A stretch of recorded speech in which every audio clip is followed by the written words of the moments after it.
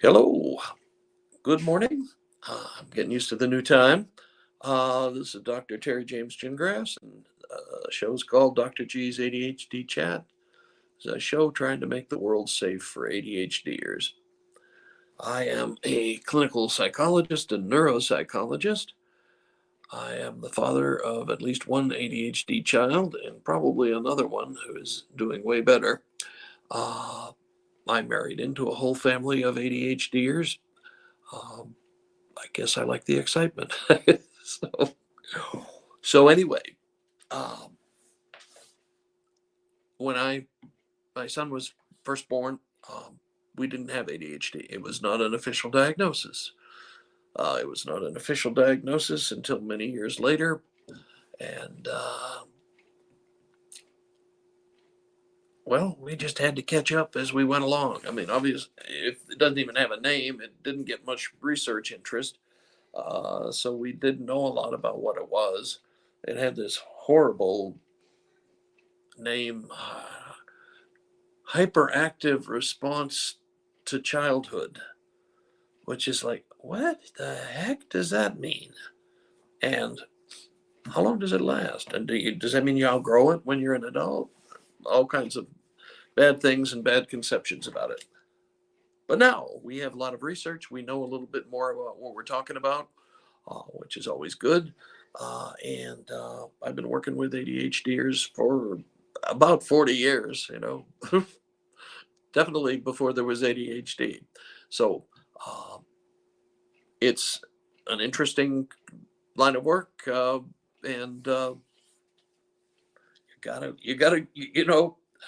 you've got a group of people with a lot of energy and a lot of interests, and they move fast and think fast, and it's interesting anyway. So today we're going to talk about marriage.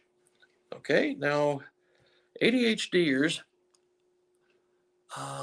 frequently surprise their spouses once they get married. Uh, those things that were kind of interesting or cute or that sort of stuff when they were dating, maybe even exciting, now are like, oh my God, this is as good as it gets. This guy or this woman can't remember and doesn't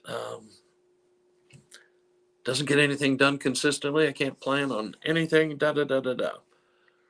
I mean, mostly it's the sort of the distractible, the forgetful things, and the impulsive, and the restlessness. Okay. Now, in different contexts, those are all character strengths. When you really think about it, but when you are over, well, you have kids, you have maybe a career as well, and you have an ADHD spouse. And it pretty much is the same whether you've got your spouse as your husband or it's your wife. Um, there's just a lot of the same sort of things. The interesting thing is, why do people marry ADHDers? Well, my notion is that it's because they're interesting. They're kind of funny and exciting and have a lot of energy and like to do a lot of interesting stuff. My notion as to why an ADHDer marries uh, a person who doesn't have ADHD is because basically he's looking for somebody who's organized, or she's looking for somebody who's organized. And that is all the compulsives in the world are going to end up married to ADHDers if this balance is going to be maintained. And it's a lot of times it works that way. I mean the problems, like distractibility. It means can't stay focused. Walks into a room intending to do one thing and ends up doing three other things part way, without getting done. And you tell them, oh, stop by after work and pick up whatever, a pizza or something, or don't forget we've got a PTA meeting tonight. Comes in the door, doesn't remember a thing about any of that. Uh, and a lot of times, the restlessness, it's like just depending on how under control it is, that can be a big whoop. It doesn't matter much. It just doesn't sit still much. Or it can be real irritating, like when they're sitting there in their rocker, waiting for you. Come on, let's go. And the other thing, just the general restlessness. Like they can't stay on one topic for more than 5 minutes. And there are a bunch of other things too. One of my favorite additional problems that you get with ADHDers is that a lot of them are horizontal organizers. That is, you walk into the house that an ADHDer lives in, and every flat surface has got a pile of papers on it. And most people cannot tell any organization strategy, but typically the ADHDer can find whatever piece of paper he or she wants in the appropriate pile. And the worst thing you can do for an ADHDer is try to organize his or her piles. There will be problems, a lot of problems. It's, if you take it in the right mode, it's sort of amusing. If you're real fussy about how your house looks and all that stuff, it can just drive you nuts. Okay? I mean, the big complaints you get from partners of ADHDers are that it's like I got another kid. It's like I'm always caregiving. I got to, remind him about everything or remind her about everything. And it's a lot of times people interpret it as he just doesn't care about me or she doesn't care about me. If he did, he wouldn't have forgotten our anniversary or my birthday, or he would have been, I needed him to go to the PTA meeting and he didn't go to the PTA meeting. The truth of the matter is, though, that's not really what it's about. I mean, the memory stuff is ADHDers have lousy working memory. That's proven. It's been researched. And what working memory means is, like, if I tell you to do something and I don't remind you, and I ask you 15 minutes later if you got it done, you don't even know what I'm talking about. Okay? And that happens a lot. It gets people in trouble in jobs, as you can well imagine. If your boss comes in and says, I need this, this, and this, and I need it by before noon, and noon comes and you haven't done any of it, or you've totally forgotten that it was assigned. And that happens a lot. I mean, the ADHDers are well known for that. You don't want to count on their memory. Of course, the solution is simple. Always carry some kind of an organizer with you and write crap down. That's what we call externalizing your executive function. Okay? You don't depend on your memory. You don't depend on being able to stay focused or attention. You have everything written down. Some of it's posted on your wall. Some of it's posted in whatever your favorite memory aid is. For some of us, I still use a day timer, which amuses some people. But, I mean, there it is. It's easy. No instruction manual. Just open the bad boy up and write your notes in. And you've got it covered. And that's, plus we know that people remember things better if they've actually written them down rather than just posting them in their computer or iPad or nowadays on your phone. But you need to have something. You need to like I said, the shorthand I use is externalize your executive functions. And your executive functions are like your memory and your organization ability, your time management, that all those sorts of things. And if there's something external that you have to do at a certain time, you're more likely to do it. If it's something that's sitting on the wall or some an alarm that rings because you set your phone to do that. Those kind of things. The thing that the person who has married the ADHD has to constantly remember and remind him or herself of is, okay, out of all the candy bars in the case, why did you pick this one? Okay, and usually it's some combination of, oh, he was so interesting, she was so exciting to be around, she was so full of life, he had so many interesting hobbies. um, okay, you married him because or her because of her energy and her many interests, and now that's one of the things that bothers you the most about him.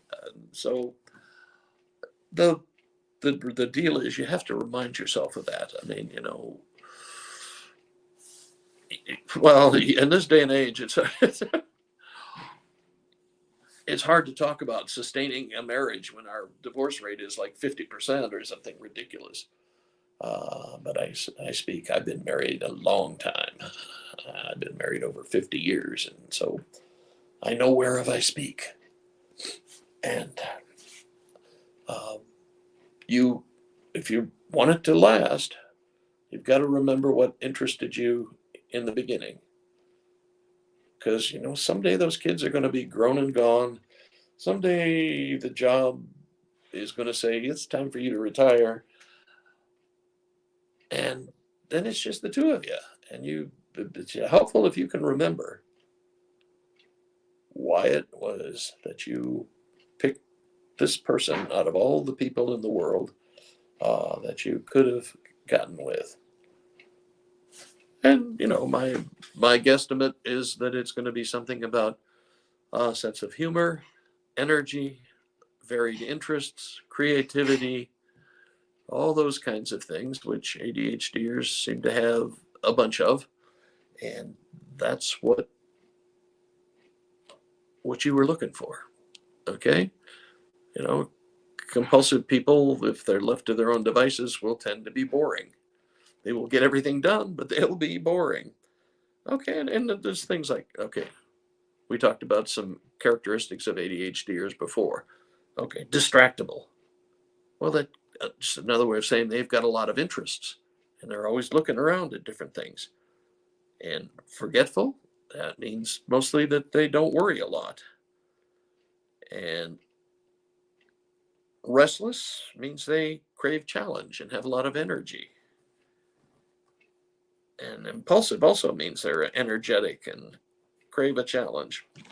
So, I mean, all of those things can be reworded to be positives.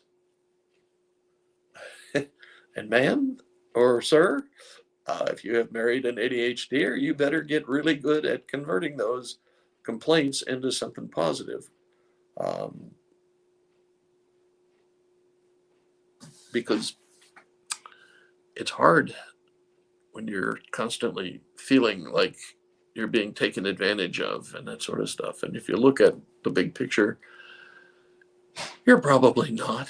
It's just that in certain situations, he or she depends on you more um, than you would depend on them. You do this stuff all the time. It's second nature to you. For them, it's a brave new world. It's scary out there, uh, trying to stay organized and get stuff done on time and that sort of stuff. So you better learn to value the energy, the enthusiasm, the creativity, all those sorts of things, um, or you're in a lot of trouble. Okay. Okay. I'm still Dr. Terry James Gingras. This is still Dr. G's ADHD chat. We've been talking about marriage and having how you have to adapt to an ADHD partner. Uh, I have some personal experience with that, and I wouldn't change a thing actually. Um, so I'm available at Dr. G's ADHD chat. And you may have noticed, if you followed me for very long, I'm doing more on the family and individuals than just the parenting thing. I've been doing the parenting thing for almost 8 years now. Actually, I think it's more than 8 years now, and I want to get into some of the other parts of it because I've handled pretty much everything throughout the lifetime with ADHD, including people who are diagnosed late and people who need coaching, ADHD executives. My favorite group is ADHD entrepreneurs because they're fun, but they are the people, they're out there by themselves because that fits their personality best. Trying to run a business and that sort of stuff. Frequently, a lot of that doesn't match their ability very well. And so they need a lot of coaching, and I do a lot of that, and I really enjoy it. And we get pretty good results from it. That ADHDers, as long as you focus on the creativity and the neat ideas they come up with, and develop compensatory strategies for the organizational problems they typically have, you got a winning combination. And if you're not familiar with coaching, I think I've written some things and talked about it some recently, and so you might look at some of my earlier Facebook lives, and or you can go to my podcast, which is also called Dr. G's ADHD Chat. Okay, well, we will catch you next week, and go get them, as they say.